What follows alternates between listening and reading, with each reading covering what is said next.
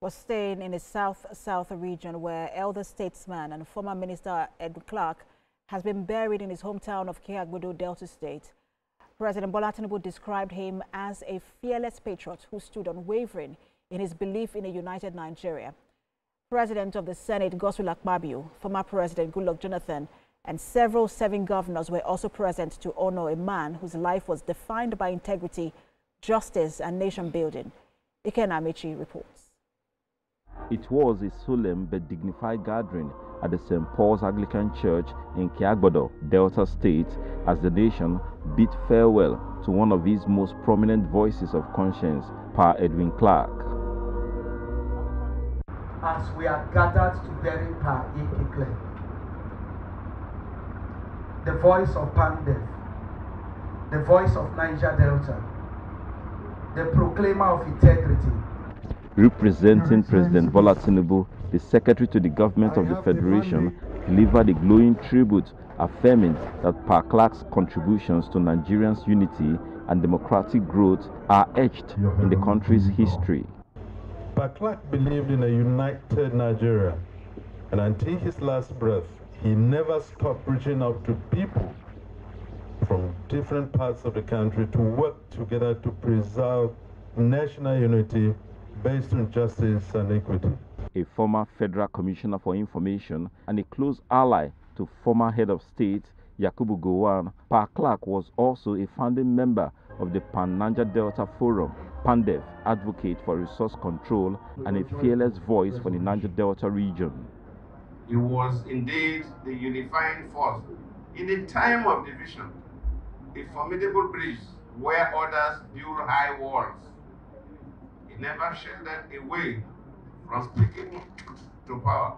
The Pa Clark was a pan-Nigerian, a pan-Africanist.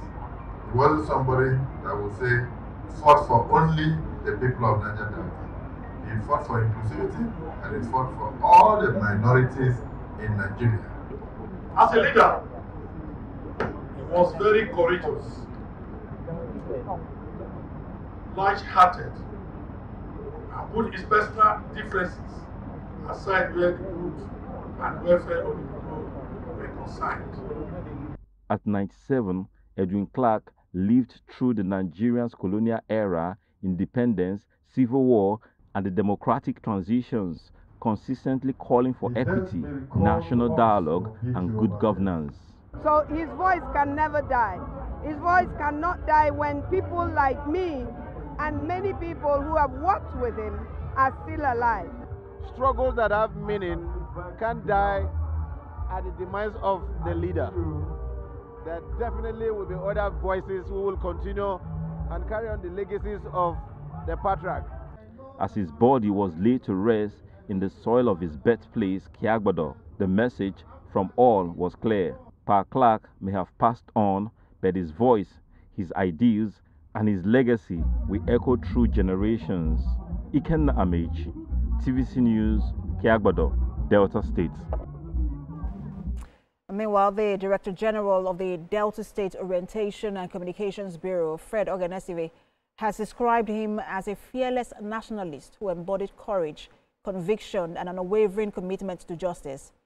Dr. Ogenesive described the elder statesman as a vocal advocate for resource control and true federalism who consistently spoke the truth to power, challenged systemic imbalances, and pushed for a more just and equitable Nigeria. He highlighted Edwin Clark's pivotal role in co-founding the Pan-Niger Delta Forum, a platform that amplified the region's voice, and it reinforced his dedication to the socio-economic situation to uplift the Niger Delta people. He says his legacy will continue to inspire generations committed to the ideals of fairness, justice, and national unity.